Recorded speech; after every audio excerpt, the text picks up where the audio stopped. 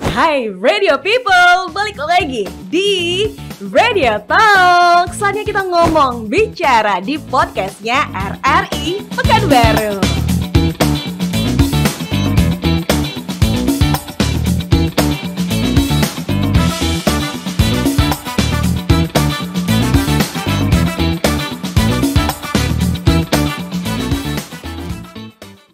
Wow, kali ini satu kesempatan yang luar biasa aku untuk ngobrol di podcast kita gitu. Karena aku ditemani sama sosok yang luar biasa untuk dari RRI sendiri. Ada Bapak Kusnaini. Halo Pak. Halo, apa kabar? Sehat luar biasa. Ini saya yang nanya ya. Oh iya. Iya bener ya. Ini kayaknya udah habitnya dari Pak Kusnaini gitu ya. Nah Pak Kusnaini ini nih Radio People. Beliau ini adalah seorang Dewan Pengawas dari RRI sendiri yang memang ngemantau, ngordinir, terus ngeliat, wah ini orang RRI kerja kagak ya? Gitu gak sih Pak bayangannya? Apa iya saya begitu ya? Apa iya ya? Apa itu ya gitu? Mungkin gitu. Karena berat banget namanya Dewan Pengawas Pak. Betul. Gitu. Jadi tugas kita sebagai anggota Dewan Pengawas mengawasi pelaksanaan tugas dan fungsi semua satuan kerja di lingkungan Radio Republik Indonesia. Apakah menjalankan perannya sebagai lembaga yang memberikan pelayanan informasi, memberikan layanan edukasi, memberikan hiburan yang mencerdaskan. Jangan-jangan memberikan hiburan tapi kok tidak mencerdaskan. Tidak mencerdaskan. Ya. Karena aspeknya harus terisi ya Pak. Isinya lagu koplo. Itu nggak boleh. Itu nggak boleh. Bener nggak boleh. Oke. Bersama dengan beliau kita ngobrol untuk kali ini hal yang kayaknya kita singkirin deh, job-joban gitu ya. Kita singkirin deh. Salah pakai baju deh ini. Bener, kita tukar kayak baju apa dulu. Nah, maaf ya, sebelumnya aku minta maaf dulu. Pak Kusnaini ini memang udah terbiasa ngebawa sebuah acara. Jadi aku takutnya aku dibawa sama Pak Kusnaini. Aku takut itu aja. Karena beliau memang dikenal sebagai seorang komentator dari dunia sepak bola. Bener ya Pak? Iya, sebagian dari kehidupan saya itu dijalani di belakang layar, tapi sebagian lagi di depan kamera gitu ya. Sebagian lagi di depan Jadi kamera. sebagai anggota Dewan Pengawas di belakang layar, tapi sebagian kehidupan saya juga sebagai orang yang berada di belakang mikrofon di depan kamera karena harus siaran entah itu sepak bola, bulu tangkis. Kadang-kadang juga suka diajak ngobrol politik juga. Oh, kadang-kadang juga. Meskipun nggak ngerti-ngerti amat soal Nggak politik. ngerti. Tapi entah kenapa ada aja undangannya ya Pak ya. Iya, betul. Nah, ini berarti kalau misalnya kita cari tahu nih Radio People, ini hobi Bapak memang kayaknya kaitannya dengan dunia olahraga. Itu hobinya memang suka dari dulu banget apa gimana Pak? Iya, jadi saya ini mungkin orang yang sejak kecil itu mimpinya itu memang berada di lingkungan olahraga ya. Jadi waktu kecil itu saya kelas 5 SD gitu ya. Oke. Teman-teman saya tuh mainnya itu main layangan, main gundu, main apa. Saya tuh hobi itu clipping berita. Clipping berita olahraga tapi yang sepak bola. Makanya waktu itu saya masih SD kelas 5, kelas 6 itu saya udah tahu tuh pemain-pemain seperti Franz Beckenbauer, Johan Cruyff yang buat anak-anak seumuran saya siapa itu katanya. Dan itu terjadi karena ayah saya kalau pulang dari Jakarta, waktu itu saya tinggal di Cirebon. Ayah saya pulang tuh kalau anak lain mungkin oleh-oleh yang ditunggu tuh coklat ya, mainan. kue apa. Saya cuma minta ayah saya bawa Pi manggilnya papi kan, Pi bawain majalah dong, bawain koran. Jadi yang lain nunggunya coklat, nunggunya permen, saya nunggunya majalah. Majalah ya Pak? Majalah olahraga itu zaman dulu namanya masih Sportif, Olimpik. Nah itu kemudian saya simpan majalahnya, saya guntingin, saya clipping. Makanya dunia sepak bola tuh kayak begitu melekat. Karena saya dari umur 10 tahun, 11 tahun tuh udah ngeliping dan kalau orang punya clipping itu kan seneng dibaca-baca kan? Benar. Karena itu kebanggaan buat dia kan. Aduh sayang itu clippingnya udah nggak ada sekarang. Udah nggak ada ya Pak ya. Padahal itu kenangan paling bersejarah buat saya. Betul. Buat Bapak. Tapi pernah tercatatkan dalam keinginan seorang Pak Kusnaini itu, oke, aku bakal jadi seorang pelatih olahraga nggak ya? Atau paling tidak aku jadi supporternya di belakang dari olahraga nggak ya? Gitu waktu dari dulu. Saya mimpinya jadi pemainnya dong. Jadi pemainnya langsung ya Pak ya? Nggak nanggung-nanggung. Mimpi saya tuh jadi pemain yang membela timnas Indonesia dengan lambang Garuda di dada. Tapi ketika umur berapa ya, SMP kelas 2, matanya tuh udah -1,5. Wah, itu dan itu yang memupus mimpi saya gitu. Jadi, nah cuma orang kan kalau punya mimpi itu kan nggak boleh berhenti di kesulitan ya, di hambatan gitu. Jadi ketika saya tahu bahwa mimpi saya jadi pemain bola itu nggak mungkin tercapai karena zaman dulu kan orang kalau matanya minus nggak mungkin main Nggak bola boleh. lagi. Iya, Belum ada kacamata yang kemudian dikenal sebagai kacamatanya Edgar Davids itu loh, kacamata khusus buat olahraga, kacamata sport. Jadi waktu saya bilang ini nggak mungkin jadi pemain bola, tapi saya mau hidup tetap di sepak bola, di olahraga. Saya mau jadi orang yang kehidupan saya berkaitan dengan itu. Jadilah saya kemudian orang yang menggeluti sepak bola tapi dari perspektif analisisnya. Jadi saya senang menganalisis pertandingan, saya senang menganalisis sejarah klub sepak bola, sejarah pemain, dan itu cikal bakal kebiasaan saya menjadi penulis. Oke, cikal bakal. Balik lagi Pak, kemampuan dari yang namanya nulisnya, clipping dan lain sebagainya itu kan terkadang mungkin jadi salah satu poin yang ngebantu Bapak mungkin bertemu dengan lingkungan dunia sosial sampai akhirnya bisa jadi seorang komentator. Sebelumnya itu hobi ngomongnya dibantu dari banyak clipping-clipping itu kah? Atau memang udah dulu kayak Pak Kusney ini orangnya cerewet juga gak sih sebenarnya? Saya tuh orangnya pendiam loh. Oh iya Pak? Bener kan? Jadi begini, yang orang sering lupa, kalau orang menulis itu dia biasa membangun struktur. Nulis itu nggak sekedar apa yang ingat ditulis, enggak. Ketika saya menulis itu saya membayangkan saya mau nulis apa, angle-nya apa, mulainya dari mana. Jadi ngebangun struktur tulisan itu membuat saya terbiasa membangun struktur ketika memulai sebuah pembicaraan. Jadi kalau mau bicara itu saya mau bicara apa, mulai dengan apa, cara penyampaiannya apa, backgroundnya itu terbiasa. Karena kita biasa menulis. Itu yang membedakan orang yang tidak biasa menulis dengan orang yang biasa menulis. Kalau biasa menulis itu kita biasa berpikir dulu sebelum menulis. Iya, kalau orang langsung menulis tanpa berpikir, hasilnya akan beda. Akan beda. Iya juga ya. Jadi biasakan membaca dulu, baru menulis. Nah kalau di kami, saya kebetulan wartawan juga kan lama ya. Jadi saya punya guru yang selalu mengatakan begini. Kalau kita mau liputan, siapkan dulu apa yang mau ditulis, baru belanja masalah. Jangan datang ke tempat liputan, baru lihat-lihat dan cari masalah. Kalau Anda cari masalah, bukan di tempat liputan, adanya di penjara. Di penjara, iya benar sih.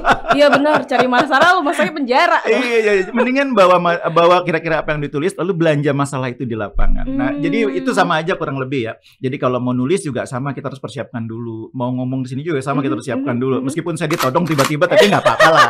Saya siapkan dulu sebelum tadi sempat mikir 2-3 menit mau ngomong apa gitu. Oke. Nah, usut punya usut, kita kilas balik dari semua sejarah dari seorang Pak Kusney ini. Yang beliau katanya juga punya sempat mencobai dunia farmasi, katanya basicnya juga dunia ini ya. Basicnya itu tapi larinya ke sepak bola. Larinya ke industri untuk informasi, media dan informasi. Gimana Pak awalnya? Jadi ketika masuk dunia pendidikan tinggi, saya tuh pengennya tuh jurnalistik gitu ya. Cuma kata orang tua saya, kamu kalau pengen punya masa depan, kuliah yang bener gitu. Oh iya, kuliah yang bener, yang jelas nanti kerjanya apa. Maka didoronglah saya untuk kuliah di kimia. Dan saya masuk ke pendidikan kimia. Nah begitu lulus kimia, saya sempat kerja tuh di perusahaan farmasi di daerah Banjaran di Bandung, Jawa Barat. Tapi 10 bulan ada di sana, saya lalu berpikir, apa iya saya mau menghabiskan hidup saya di tempat ini, di belakang alat-alat gelas kimia, macam-macam lah, tabung reaksi. Kayaknya saya nggak kuat ini kalau seumur hidup saya di sini. Makanya 10 bulan di sana saya berhenti. Kebetulan saya ikut seleksi penerimaan wartawan di sebuah media di Jakarta. Dan saya lolos, ya udah langsung berhenti. Sejak itu saya nggak pernah kembali ke lab. Nggak pernah lagi balik lagi ke lab, Pak. Tapi questioningnya itu adalah ketika kita tahu dulu misalnya pekerjaan sebagai orang yang mungkin berada di belakang berbarengan dengan gelas-gelas kimia tuh mungkin gajinya agak lebih gede daripada seorang wartawan nggak sih dulu Pak kira-kira? Lebih karena kita ngomongnya juga kayak gitu. Lebih jelas juga perjalanan karir itu akan jelas. Jadi teman-teman yang seangkatan saya dulu ada di belakang gelas laboratorium itu, sekarang rata-rata udah jadi direktur. Udah jadi direktur semua, Pak? Saya masih menderita sebagai wartawan. Wah, maaf ya dikutipkan, menderita di sini bukan menderita dalam hal yang memang bad atau down, enggak ya Radio People, tapi ini maksudnya terus bertungkus lumus untuk menjajaki semua dunia jurnalis, benar Pak? Kalau wartawan itu kan siapapun, mau dia itu pemimpin redaksi, mau reporter, itu harus siap di lapangan. Makanya saya kemarin waktu ada Asian Games, saya ditugasin kantor saya ikut liputan. Saya liputan, saya ngejar-ngejar narasumber, ngejar-ngejar bis. Sempet dari momen tuh saya ngejar bis, saya lari tuh kayaknya bis udah nggak kekejar. Saya udah bilang ya udahlah kalau nggak kejar nggak apa-apa. Ternyata bisnya itu malah nungguin saya. Oh iya? Wah. Itu terjadi kemarin di China, di Hangzhou. Jadi walaupun di kantor mungkin semua disiapkan, tapi kalau di lapangan siapa kamu? Kamu harus kejar bis itu, kamu harus kejar narasumber itu. Kamu wartawan di lapangan, jangan manja. Jadi saya tunjukkan kepada teman-teman yang ikut liputan di lapangan, mau Anda itu reporter, mau Anda itu kabit siaran, kabit pemberitaan, mau capsta, mau direktur, mau dewas, di lapangan wartawan. Wartawan semuanya. Wartawan tuh harus siap itu mengejar narasumber, mengejar berita. Kalau ada wartawan bilang, aduh jauh, wah itu saya udah bingung tuh. Pernah nggak kebayang saya itu jadi wartawan itu waktu Piala Eropa 2000. Saya berjalan kaki melewati hutan untuk sampai ke tempat latihannya timnas Belanda. Itu jalan kaki 20 kilo loh. 20 kilo? 20 kilo. Maaf Pak, 1 kilo aja saya mundur Pak. Makanya saya juga waktu itu sebetulnya nggak tahu kalau 20 kilo. Dia dikasih tahu sama warga, nanti adanya di sana, di Ondelu. Saya waktu di pinggiran kota Amsterdam. Saya jalan gitu. Lama-lama, waktu belum zamannya Google Map, belum zamannya internet. Ya Allah, ini nyasarnya makan kemana gitu ya. Lama-lama saya bilang, kok kayaknya masuk hutan deh. Hampir 20 kilo baru nyampe di sana. Nah pertanyaan berikutnya, pulangnya gimana? Itu yang paling gawat. Pulangnya udah maghrib, pulangnya gimana? Tapi kalau wartawan tuh nggak boleh kehabisan akal. Itu prinsip yang pertama. Wartawan tuh nggak boleh nyerah sama kesulitan, nggak boleh kehabisan akal. Kita sok gaul dong, saya ngobrol sama wartawan yang lain. Wartawan Jepang, wartawan kamu dari mana? Saya dari Indonesia, saya dari Jepang. Kamu pulangnya kemana? Ke Amsterdam. Oh, kamu sama siapa? Ini berdua pakai apa, Bil? Kayaknya jok belakang kosong tuh. Ikutlah saya. Aduh, itu. Jadi memang wartawan tuh nggak boleh kehabisan akal. Ini prinsip buat teman-teman di RRI Pekanbaru dan semua angkasawan-angkasawati kalau jadi wartawan di lapangan nggak boleh habis akal dan nggak boleh malu. Kalau wartawan malu, dia akan mentok dengan kesulitan. Tapi kalau dia punya keberanian, wartawan itu kan modalnya kan itu tadi, dia harus berani. Harus memposisikan diri sebagai orang yang dalam tanda petik haus informasi. Kadang-kadang wartawan kita kan ngerasa udah tahu saya. Cukup kok itu aja Cukup gitu ya. Kok itu aja. Kalau enggak, kita nggak boleh gitu loh. Kalau ada kesempatan menggali, gali terus sampai akhirnya nggak ada lagi yang bisa digali. Mentok sumurnya itu. Benar. Pak, gini kalau saya tanya. Dulu waktu seorang Kusnaini yang kecil itu lo mimpinya sebagai seorang pemain, tapi dapat halangan karena mata yang minus. Ya Pak ya? Oke. Terus mulai bekerja untuk dunia laboratorium dan lain sebagainya. Tapi diganti arah haluannya. Nah sekarang, untuk seorang Pak Kusnaini yang sekarang, apa yang jadi mimpi Bapak sendiri untuk pribadi?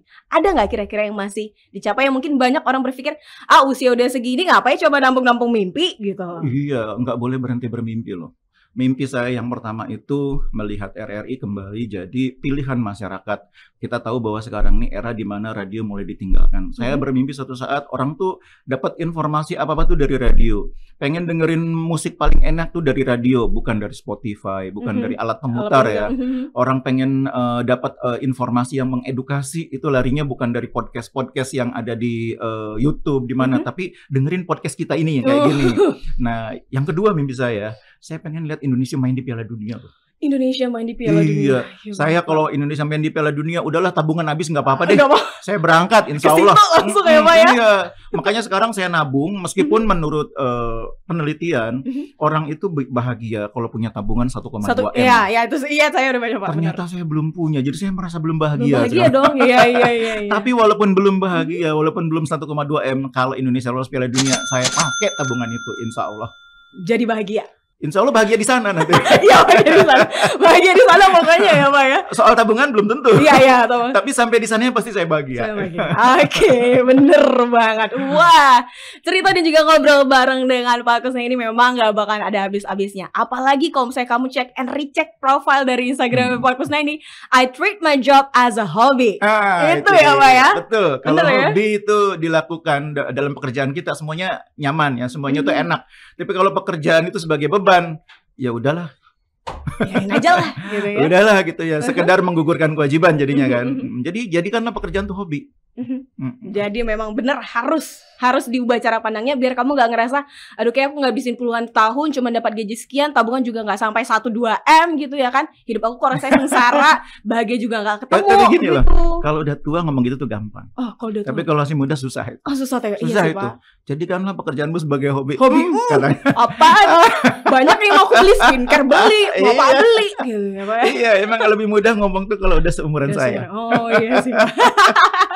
Oke, dari sebanyak obrolan kita ambil aja apa yang pentingnya, ambil aja. Dan aku yakin semuanya pasti penting dari awal sampai dengan akhir. Dan mudah-mudahan ini juga bisa bermanfaat buat kamu semua, Radio People. Thank you Pak Kusnaini untuk waktunya yang sedikit. Udah Pak. Saya pikir masih berapa menit lagi gitu. Udah Pak, udah. Siap. Terima kasih Pak Kusnaini. Terima kasih juga buat Radio People yang udah stay tune untuk di podcast kita Radio Talk. Kita pamit, bye bye.